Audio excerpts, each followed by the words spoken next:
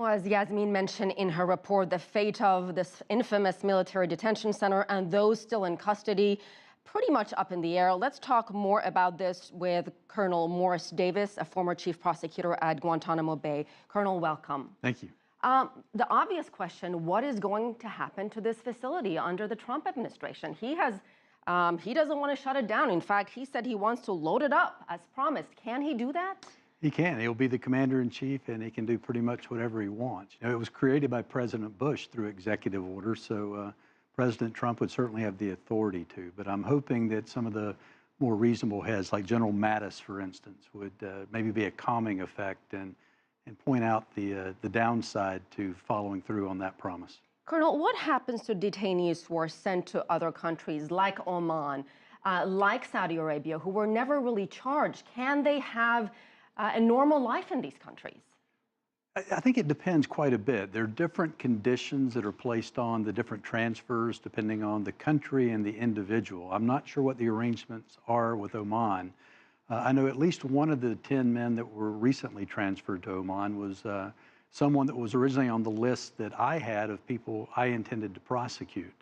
And our intelligence service realized that there was another person by the same name in the same area, and it was the wrong person. So he's been at Guantanamo. I left there in 2007.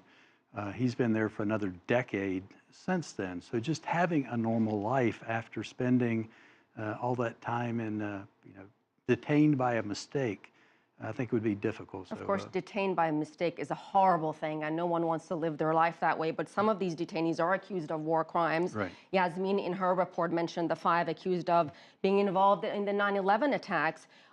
What can be done to them legally? How long can they stay at Gitmo? They could stay there forever. I mean, it's likely a life sentence one way or the other for most of the men, the high-value detainees that were transferred from the CIA to Guantanamo. It was unfortunate, if you recall, when Guantanamo first opened, we were told by the Bush administration that all of these men were the worst of the worst.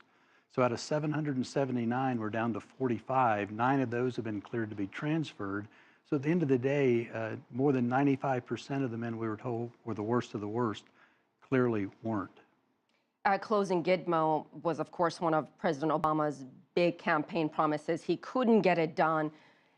Do you blame Congress for that? Is it Congress's fault? I think there's blame to go around. President Obama, for the first 2 years, had a Democratic majority in the House and the Senate. And he still couldn't get it done. And still couldn't get it done. Now, in his defense, that was when the economy was crashing. And I think closing Guantanamo wasn't top on his list of priorities. Then you had the Republicans took over, and it became, I think the best thing he could have done to close Guantanamo is when the Republicans took over, if he'd have said, I want to keep it open forever, they would have insisted on closing it.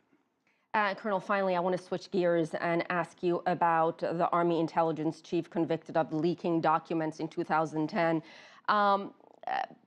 What do you think about President Obama commuting the sentence of Chelsea Manning?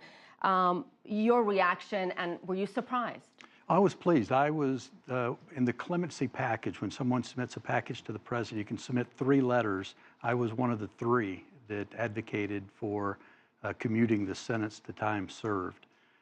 Chelsea Manning, in my view, should not be let off scot-free. There shouldn't be a pardon, but the punishment ought to be fair. And I think when she is released in May, will have been 7 years in confinement.